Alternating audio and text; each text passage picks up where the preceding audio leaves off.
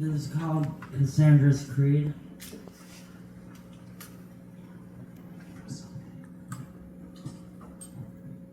Vocally let me vent.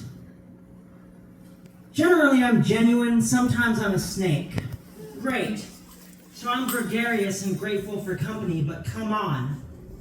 Can we comrades call coolly and contemplate a canopy under which we will all rest at once? Recuperate, regroup? Grateful am I for such a grassroots group of gorgeous goons with whom I can gang up on those pesky, petty bourgeois. But bro, you beg, don't denounce, deny, defy, nor butcher business owners in search of financial safety. Don't deny your fellow Democrat dollars despite their social class. I respond. First off, fool are you, for I'm no bro. Second, don't seek to define me as a Democrat, though there are numerous such cases where I can be found to not be non-convivial with such violent vermin. There are numerous more where I say, no more money for foreign militaries, make fewer weapons to wield wildly, and stop the suffering you're so enthusiastic to sick on others, lest it seep towards sepsis and steep in my cup.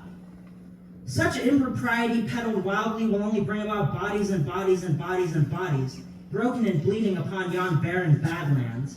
Can I say I'm concerned?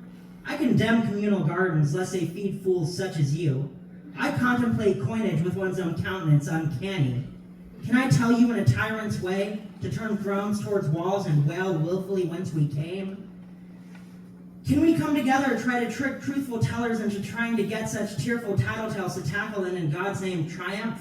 And furthermore, let me falter once and phrase my pleas for what my pleasure desires. Don't bother me, Becky. Don't bitch belligerently, don't blather. Don't bemoan my own makeup as unmindful of yours.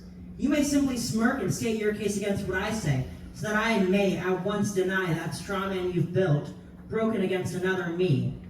In some way or another, the calories that became us came from the ground. The ground gives and takes, tries hard, and heroically hurts us, Hercules in its way, and will make us men.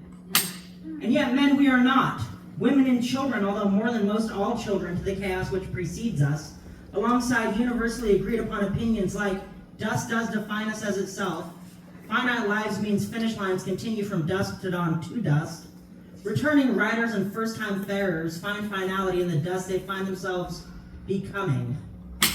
And yet, you, yes you, useless uninvited you, find yourself at my ire's other end, endlessly and unironically regurgitating right-wing talking points as though they were original ideas. How strange. Truth the things I say, and falsehoods and propaganda you peddle post-haste. It's problematic, but I'm no proper pacifist. I view violence as a veritably invalid vocation, and simultaneously I see it as a seriously flawed, yet vital discipline, indeed, our only option. Prior to my party's parliamentary proclamants, people preferred peace to war. We never wanted to waddle duckishly tip to tail to battle. We only wanted the wisdom to avoid such violence. Verily, I say unto thee, voice your vocations as vagaries very enthusiastically, that I may declaim dryly, daily, what a dolt you are. Deny, deny, deny, and yet you yearly vote for such buffoons, for if not you, whom may I hold hardly responsible for such restless endeavors? Truthfully, I'll tell you, as I tell other such well-meaning wobblers, one way or the other, we are at war with one another, both puppeteered by playful fools, foraying into firefighting fire for their own amusement. I see them smiling down at us, smirking sinfully still. We won't worry any longer. We will only make our own way, warlike and weary, towards winning this winter. Whether we wage it willingly or weakly, we will work wildly, and regardless, we will win. We will. Meanwhile, I await my interlocutors' interrogations enthusiastically. I expect assumed expertise on their parts and intend to find it decisively. Strangers straining stringently and searing their Socratic seething with supreme senselessness. Truthfully, I'm tired of debate. I wish not to be walloped with words by secret defenders of the covenant. Let me say it succinctly, as our supreme leader once stated, political power grows out the barrel of a gun. So he saith, so I agree. I fear the finality of firearms. Furthermore, I fear fear as a factor. Fondly, I find myself finding the fervor I first felt when faced with such foresight. Oppression sits like nails in shoes, pushing deeper daily. Dimly I decide I must be dying. This must be death. And yet I awaken unharmed from these visions which deprive me of surprise, these waking warnings of war and winter weather, nuclear weapons, seasons of suffering. I'm unsurprised when I surmise conflict is fast approaching, if not already present. Is there a solution? No, though it's nature to fantasize something so final. Instead, I'll deny daily the dregs I despise, dredging up daydreams of old history lessons.